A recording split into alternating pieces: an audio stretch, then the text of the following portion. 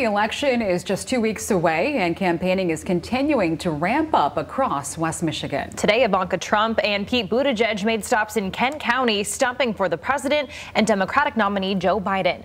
Fox 17's MARISA Oberle joins us live from the newsroom with their messages today. MARISA? Annie, Janice, as the election inches closer, right now an average of polls places Biden ahead of the president in Michigan by 8 points. However, both campaigns know that can change, which is why they are continuing to vie for Michiganders' votes. Advisor to the president and daughter to the commander-in-chief, Ivanka Trump in West Michigan Monday, making a surprise visit to Robinette's Apple House in Grand Rapids before speaking to a crowd of supporters in Alto. Trump campaigning for her father, listing his 2017 tax reform bill, renegotiation of trade deals like the USMCA, and deregulation efforts as the reasons why he should be re-elected, adding his focus on those areas will continue the next 4 years. And that's why he goes to the mat every single day for your families, your future, and your jobs.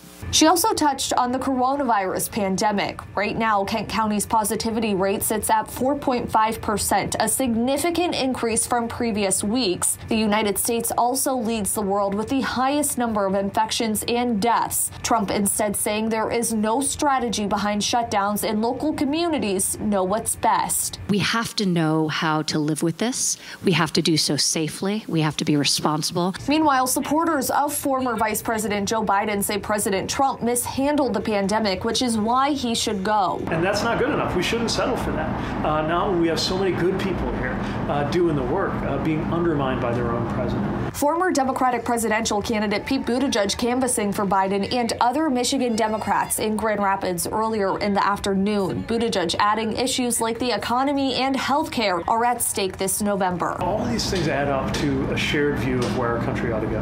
And I'm really proud that Democrats who maybe disagree on the details, but can come to agree with each other and with independents and with an awful lot of Republicans that it's time for a change. It's very rarely are the differences between candidates so extreme.